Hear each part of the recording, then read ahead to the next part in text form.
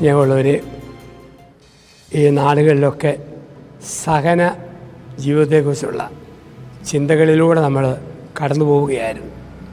എന്താണ് സഹനം? എന്തിനാണ് സഹനം? ഒരു ചിന്ത നമ്മൾ കണ്ടു, നല്ലവർ സഹിക്കുമ്പോൾ അവർ ശാന്തതയിലേക്ക് പ്രവേശിക്കുന്നു. മറ്റൊരു ചിന്തയാണ്, നല്ലവർ സഹിക്കുമ്പോൾ അവർ മറ്റുള്ളവരിലേക്ക് തിരിയുന്നു.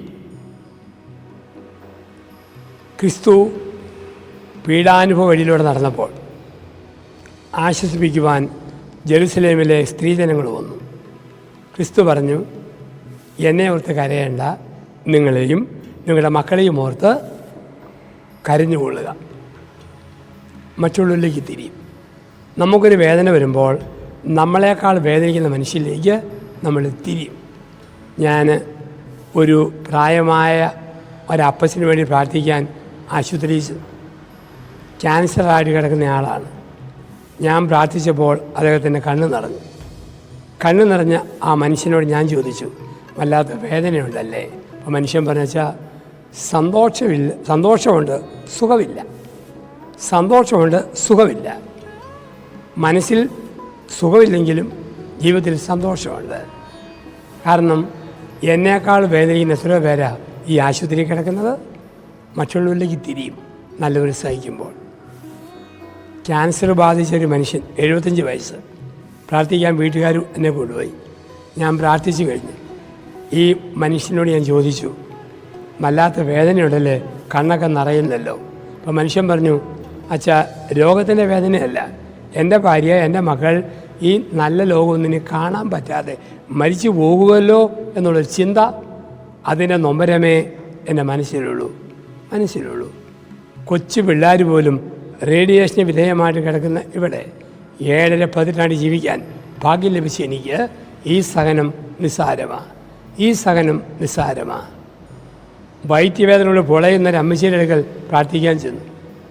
ആ അമ്മച്ചി, ഞാൻ ചോദിച്ചു, മകനോട് പറഞ്ഞാൽ മരുന്ന് മേടിച്ചെന്ന് വേദന കുറയ്ക്കുകയല്ലേ? അമ്മയുടെ മറുപടി, അച്ഛാ, അവൻ്റെ പണമില്ല, എനിക്ക് വേദനയാണെന്ന് പറഞ്ഞാൽ അവൻ കാശ് കടം മേടിക്കാൻ പോവും, അതുകൊണ്ട് ഞാനങ്ങ് സഹിച്ചു തീർക്കുക. ഇതാണ് നല്ലവരുടെ പ്രത്യേകത. നല്ലവർ സഹിക്കുമ്പോൾ അവർ മറ്റുള്ളവരിലേക്ക് തിരിയും.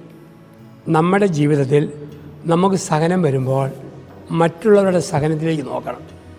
എന്നേക്കാൾ സഹിക്കുന്ന ഒരുപാട് മനുഷ്യരുണ്ട്.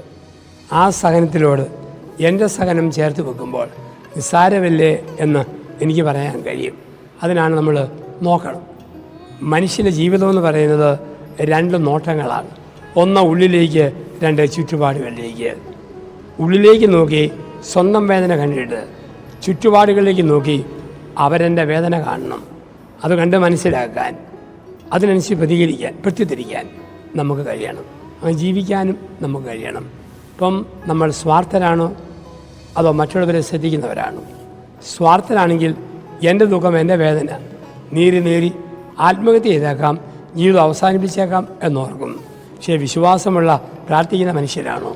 ചുറ്റുപാടുകളിലേക്ക് നോക്കും, എന്നേക്കാൾ വേദനിക്കുന്ന വേദന കണ്ട് എൻ്റെ വേദന നിസ്സാരമാണല്ലോ എന്ന തിരിച്ചറിവിൽ ജീവിക്കുവാനുള്ള കരുത്തിനും കൃപയ്ക്കുമായി നമുക്ക് പ്രാർത്ഥിക്കാം.